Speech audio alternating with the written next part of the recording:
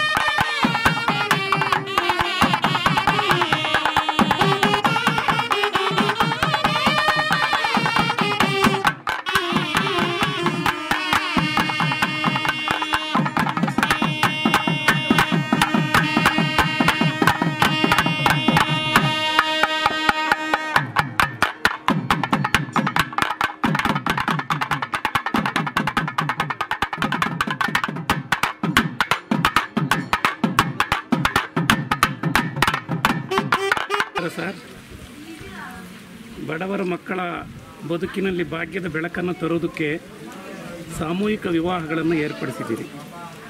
ನಿಮ್ಮ ಮನಸ್ಸಲ್ಲಿ ಹೇಗೆ ಬಂತು ಸಾಮೂಹಿಕ ವಿವಾಹವನ್ನು ಮಾಡಬೇಕು ಅನ್ನೋ ಸಂಕಲ್ಪ ಹೇಗೆ ಬಂತು? ತಾಯಿ ಬನಶಂಕರಮ್ಮನ ಸನ್ನಿಧಾನದಲ್ಲಿ 1999ರಲ್ಲಿ ಶ್ರೀ ಬನಶಂಕರಿ ಸಾಮೂಹಿಕ ವಿವಾಹ ವೇದಿಕೆ ಅಂತೇಳಿ ನಾವೊಂದು ಪ್ರಾರಂಭ ಮಾಡಿ, ಅದರಲ್ಲಿ ಒಂದು ವ್ಯವಸ್ಥಾಪಕರಲ್ಲಿ ಒಬ್ಬರಾದಂಥ ದಾಮೋದರ ನಾಯ್ಡವರು ಇಲ್ಲೇ ಇದ್ದಾರೆ, ಜೆ.ಆರ್. ದಾಮೋದರ ನಾಯ್ಡವರು. ನಾವೆಲ್ಲ ಸೇರಿ ಪ್ರಾರಂಭ ಮಾಡಿದ್ವಿ.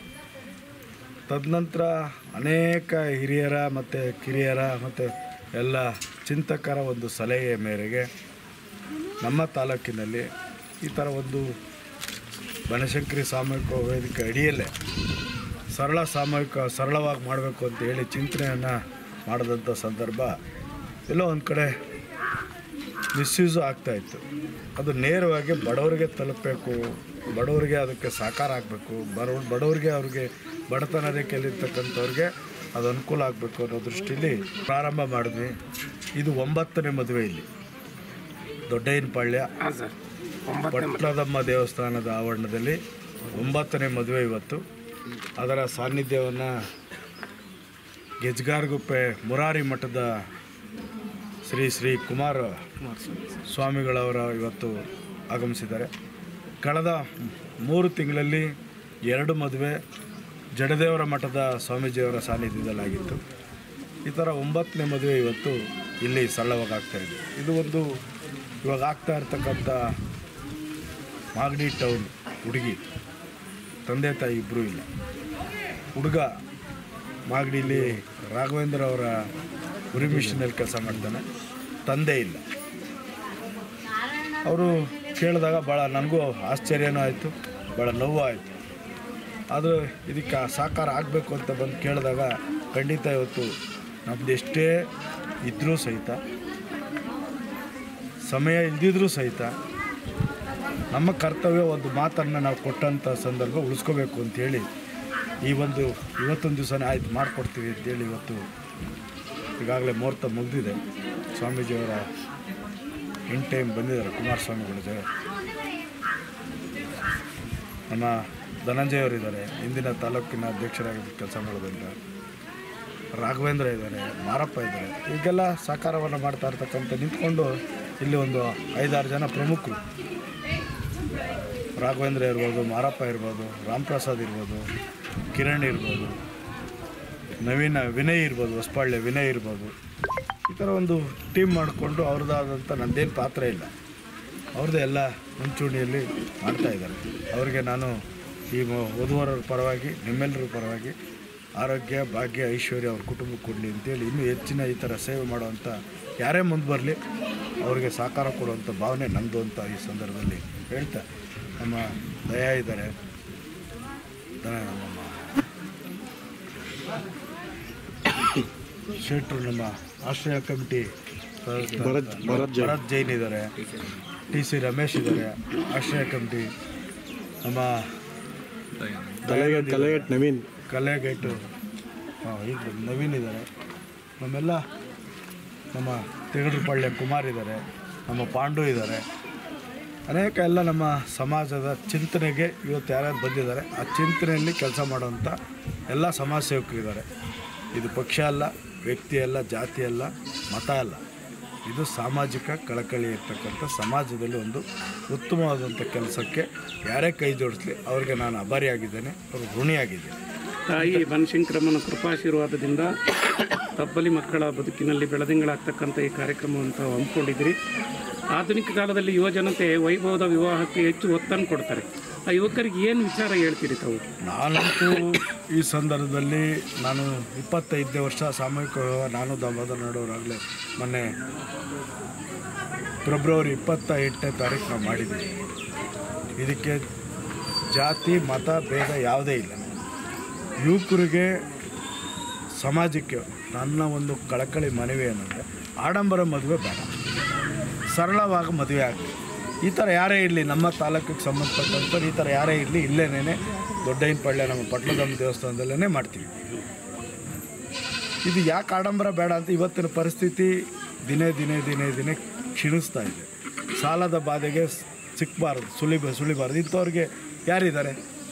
ಚುನಾವಣೆ ಸಂದರ್ಭದಲ್ಲಿ ಎಲ್ಲರೂ ಬರ್ತಾರೆ, ನಾನೂ ಲೀಡ್ರು, ಮನೆಗೊಬ್ಬೊಬ್ಬ ಲೀಡ್ರ್ ಆಗ್ತಾನೆ. ಈ ಸಂದರ್ಭದಲ್ಲಿ ಯಾರು ಲೀಡ್ರು? ಅವ್ರಿಗೆ ಇಲ್ಲಿ ಸೇರಿರ್ತಕ್ಕಂಥವ್ರೆ ಅವರೇ ಅಣ್ಣ ತಮ್ಮದಿರು, ಅಕ್ಕ ತಂಗಿರು ಅಂತ ನಾವು ಭಾವಿಸಿ ಅಂಥವ್ರಿಗೆ ನೆರವಾಗಬೇಕು ಅನ್ನೋದೇ ನಮ್ಮ ಒಂದು ಅಭಿಲಾಷೆ, ನನ್ನ ಒಂದು ಗುರಿ. ಇದಕ್ಕೆ ಯಾರು ಮುಂದೆ ಬಂದು ನಮ್ಮ ಜೊತೆ ಸಹಕಾರ ಕೊಡ್ತೀನಿ ಅವ್ರ ಜೊತೆ ನಾನು ಕೆಲಸ ಮಾಡೋಕ್ಕೆ, ಇಂಥದಕ್ಕೆ ಒತ್ತು ಕೊಡೋದಕ್ಕೆ ಸದಾ ನಾವು ಸಿದ್ಧರಾಗಿದ್ದೀವಿ. ಸರ್, ನವಜೋಡಿ ಏನು ನಿಮ್ಮ ಕಿವಿ ಮಾತು ಸರ್? ಅವರಿಗೆ ಇಷ್ಟೇ, ತಂದೆ ತಾಯಿ ಇಲ್ಲ ಅಂತ ಚಿಂತನೆ ಬೇಡ, ಆಡಂಬರ ಮದುವೆ ಆಗಬೇಕು ಅಂತ ಆಸೆ ಬೇಡ.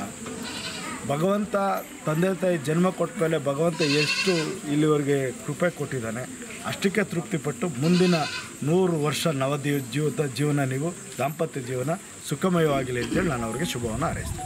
ಧರ್ಮಪ್ರಭು ಕೆಂಪೇಗೌಡರ ನಾಡಿನಲ್ಲಿ ಹೊಸದೊಂದು ಶಕೆಯನ್ನು ಆರಂಭಿಸಿದ್ದೀರಿ. ಆದಿಶಕ್ತಿ ಮನಶಂಕರಿಯಮ್ಮನವರು ಹಾಗೂ ಕರುಣಾಳು ದೇವರ ಕೃಪೆ ತಮಗೆ ದೊರೆಯಲಿ ಅಂತ ಪ್ರಾರ್ಥನೆ ಮಾಡ್ತಾ ಇಂಥ 100 ಕಲ್ಯಾಣೋತ್ಸವಗಳು ನಡೀಲಿ ಅಂತೇಳಿ ವಂದನೆ, ಅಭಿನಂದನೆ. ಶೈಕ್ಷಣಿಕ, ಆಧ್ಯಾತ್ಮಿಕ, ಕ್ರೀಡೆ ಎಲ್ಲ ಕ್ಷೇತ್ರದಲ್ಲೂ ಕೂಡ ತಮ್ಮದೇ ಆದಂಥ ವಿಶೇಷವಾದಂಥ ಸೇವೆ ಸಲ್ಲಿಸೋರೆ.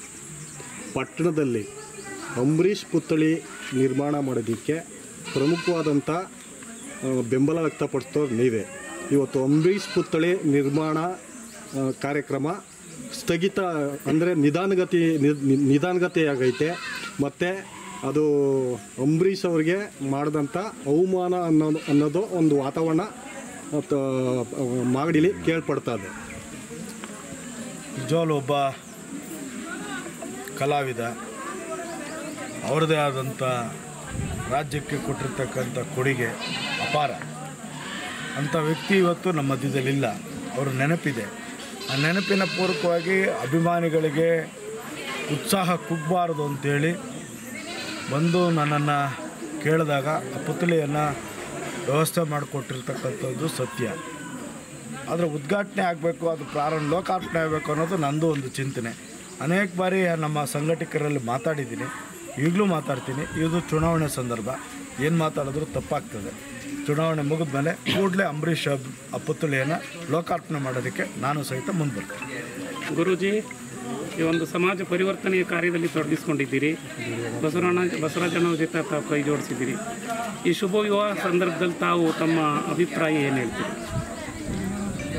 ಬಸವರಾಜಣ್ಣವ್ರು ಅವಾಗಲೇ ಹೇಳಿದ್ರು, ನಂದೇನೂ ಇಲ್ಲ ಅಂತ ಹೇಳಿದ್ರು. ಆದರೆ ಇಂಥವ್ರನ್ನ ನೋಡಬೇಕು ಅಂದರೆ ಬೇರೆ ಬೇರೆ ರಾಜಕಾರಣಿಗಳು ತುಂಬ ಇದ್ದಾರೆ. ಅವ್ರನ್ನೆಲ್ಲ ನೋಡಬೇಕು ಅಂದರೆ ಬೆಂಗಳೂರಿಗೆ ಹೋಗಬೇಕು, ಹಳ್ಳಿಗಳಿಗೆ ಯಾರಿಗೂ ಬರಲ್ಲ.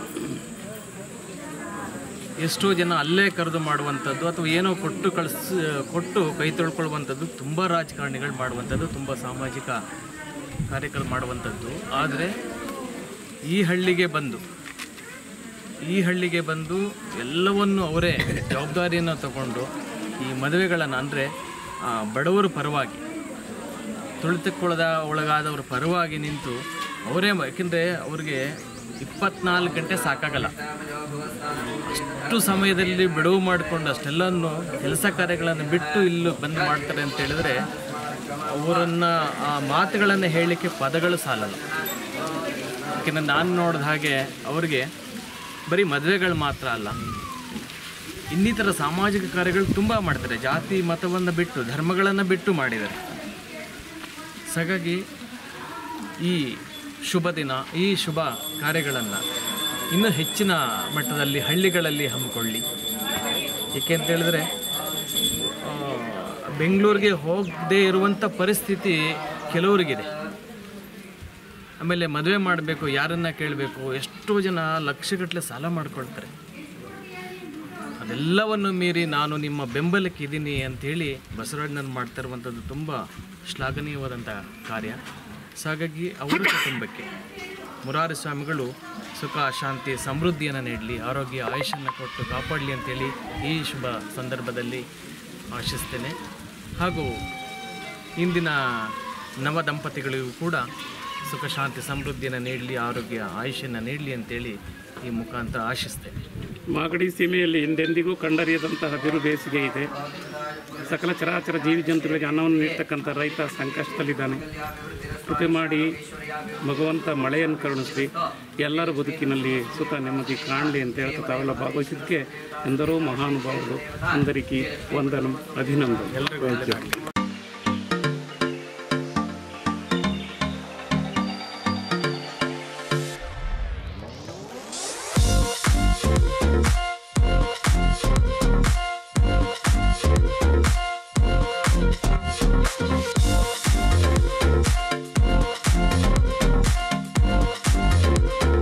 ನಾಡಿನಿಂದ ಮಾಗಡಿ ಕೆಂಪೇಗೌಡರು ಸೀಮೆಗೆ ಬಂದಿದ್ದೀರಿ. ಹೊಯ್ಸಳರು ಕನ್ನಡ ನಾಡಿನ ಚಾರಿತ್ರಿಕ ಪರಂಪರೆಗೆ, ಶಿಲ್ಪಕಲಾ ಸೌಂದರ್ಯಕ್ಕೆ, ಸಂಗೀತಕ್ಕೆ ಎಲ್ಲ ಸಮುದಾಯಗಳನ್ನು ತನ್ನ ಕರುಳು ಬಳ್ಳಿಗಳಂತೆ ಸಾಕ್ತಂಥ ರಾಜಮನೆತನ. ಒಂದೊಮ್ಮೆ ಮಾಗಡಿ ಸೀಮೆ ಕೂಡ ಹೊಯ್ಸಳರ 3ನೇ ವೀರ ಬಲ್ಲಾಳನ ಆಳ್ವಿಕೆಗೆ ಸೇರಿತ್ತು. ಆತನ ಕಾಲದಲ್ಲಿ ನಿರ್ಮಾಣವಾದಂಥ ದೇಗುಲಗಳು ಇವತ್ತಿಗೂ ಇವೆ. ಸೊ ತಾವು ಯುವಕರಾಗಿದ್ದೀರಿ, ಸರಳ ವಿವಾಹದಲ್ಲಿ ಭಾಗವಹಿಸಿದ್ದೀರಿ. ಈ ಸರಳ ವಿವಾಹದ ಬಗ್ಗೆ ತಮ್ಮ ಮನದಾಳದ ಮಾತನ್ನು ಹಂಚಿಕೊಡಿ ಸರ್. ಈಗ ಈ ಕ್ಷೇತ್ರದಲ್ಲಿ ನೀವೇ ಹೇಳಿದಂಗೆ ತಲೆತಲಾಂತರದಿಂದ ರಾಜಮನೆತನದವರು ಯಾರ್ಯಾರು ಬಂದಿದ್ರು, ಯಾರನ್ನೂ ಮತಭೇದ ಮಾಡದೇನೆ ಎಲ್ಲರನ್ನೂ ಒಟ್ಟಾಗಿ ತಗೊಂಡೋಗೋದಂಥ ಎಲ್ಲ ಸಾಮ್ರಾಜ್ಯದ ನಾಯಕರು. ಸೊ ಅಂಥ ಕ್ಷೇತ್ರದಲ್ಲಿ ಇವತ್ತು ನಮ್ಮ ಬಸವರಾಜಣ್ಣ, ಆಮೇಲೆ ಅವ್ರಿಗೆ ಶಕ್ತಿ ತುಂಬಿರೋ ಇಲ್ಲಿ ಎಲ್ಲ ಸೇರಿರೋರು. ಸೊ ಅವರ ಒಂದು ಏನು ಈ ಸರಳ ವಿವಾಹ, 2 ಕುಟುಂಬದ ಸರಳ ವಿವಾಹ ಏನು ಮಾಡಿದ್ದಾರೆ. ಸೊ ಅದಕ್ಕೋಸ್ಕರ ನಾನು ಬಂದಿರೋದು.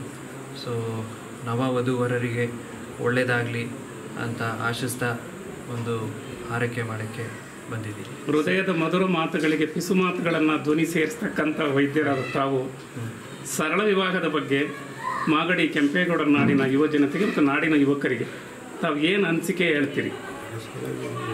ಸರಳ ವಿವಾಹ ಯಾವ ಥರ ಅಂದರೆ, ಈಗ ನಮ್ಮಲ್ಲಿ ಬರೀ ಹೆಣ್ಮಕ್ಳ ಕಡೆ ಎಲ್ಲ ಮಾತ್ರ ಅಲ್ಲ, ಇದು ಗಂಡು ಮಕ್ಳು ಕುಟುಂಬದವ್ರಿಗೂ ಯಾರಿಗೂ ಯಾವುದೇ ರೀತಿ ಹಣದ ಒತ್ತಡ ಇಲ್ಲದೇ ಇದು ವಿವಾಹ ಆಗೋದು ನಿಜವಾದ ಕಾರಣ ಇಬ್ಬರು ಬದುಕು ಹಸರಾಗಲಿ ಅನ್ನೋ ರೀತಿಯಲ್ಲಿ ಸರಳವಾಗಿ ಈಗ ನಾವು ಮಂತ್ರಮಾಂಗಲ್ಯ ಆಗ್ಬೋದು ಅಥವಾ ಮತ್ತೆ ಬೇರೆ ರೀತಿ ಸರಳ ವಿವಾಹ ಆಗ್ಬೋದು. ಅದು ಈ ನಮ್ಮ ಸಮಾಜಕ್ಕೆ ಒಂದು ಒಳ್ಳೆಯ ಮೆಸೇಜನ್ನು ನಾವೇ ಕೊಟ್ಟಂಗೆ ಆಗುತ್ತೆ. ಇದು ನಾವೇ ಒಂದು ರೀತಿ ಸರಳ ವಿವಾಹದಲ್ಲಿ ಭಾಗವಹಿಸಿದ್ರೆ ಬೇರೆಯವ್ರಿಗೂ ಹಿರಿಯರು ತಮ್ಮ ಮನೆ ಮಕ್ಕಳಿಗೆ ಸರಳ ವಿವಾಹ ಮಾಡೋದ್ರಲ್ಲಿ ಅವರು ಹಿಂಜರಿಯೋದು ಕಮ್ಮಿ ಆಗುತ್ತೆ. ಸೊ ಇದು ಒಂದು ಒಳ್ಳೆ ನೀತಿ, ಒಳ್ಳೆ ರೀತಿ. ಸೊ ಇದನ್ನು ಮುಂದುವರಿಸೋದು ತುಂಬ ಒಳ್ಳೆಯದು. ನಾವು ಅರ್ಥ ಮಾಡ್ಕೋಬೇಕು, ಸಮಾಜನೂ ಅರ್ಥ ಮಾಡ್ಕೋಬೇಕು. ಸೊ ಮದುವೆ ಆಗೋ ಕಾರಣ ಈ ಥರ ಇದು ಏನು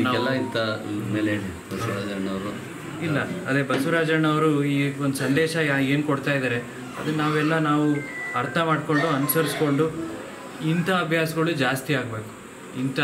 ಈ ಥರ ಸರಳ ವಿವಾಹದ ರೀತಿ ನೀತಿ ಇವೆಲ್ಲ ಒಂದು ಬರೀ ನಾವು ತೋರಿಸ್ಕೊಡೋದಕ್ಕಲ್ಲ, ಬಟ್ ಅದೊಂದು ಅನುಷ್ಠಾನಕ್ಕೆ ಬರಬೇಕು. ಸರ್, ಇವತ್ತು ಬಸವರಾಜ್ ಅವರು ನಡೆಸ್ತಕ್ಕಂಥ ಸರಳ ವಿವಾಹಕ್ಕೆ ಬಂದಿದ್ದೀರಾ, ಇದರಲ್ಲಿ ನಾವು ವಧುವರರಿಗೆ ಏನು ಹೇಳ್ತೀರಾ ಸರ್? ಒಬ್ರನ್ನೊಬ್ರನ್ನ ಅರ್ಥ ಮಾಡ್ಕೊಳ್ಳೋದೆ ಅದೇ ಮುಖ್ಯ. ಅದು ಚಿಕ್ಕ ವಯಸ್ಸಲ್ಲಿ ಅದು ಆಸೆಗಳು ಇರ್ತವೆ, ಅದಕ್ಕೆ ಸ್ವಲ್ಪ ತಗ್ಗಿ ಬಗ್ಗಿ ಇಬ್ಬರೂ ನಡಿಬೇಕಾಗುತ್ತೆ, ಇಬ್ಬರೂ ಅಡ್ಜಸ್ಟ್ ಮಾಡ್ಕೋಬೇಕು. ಅದೇ ಒಂದು ದಾಂಪತ್ಯ ಜೀವನ. Thank you sir. Thank you. ಇದು ಇವತ್ತಿನ ಮಾಗಡಿಯ ಸುದ್ದಿ ಸಮಾಚಾರ. ನಿರಂತರ ಸುದ್ದಿ ಸಮಾಚಾರಕ್ಕೆ ವೀಕ್ಷಿಸಿ ನಿಮ್ಮ GTV ನ್ಯೂಸ್ ಕನ್ನಡವನ್ನು. ವಂದನೆಗಳು.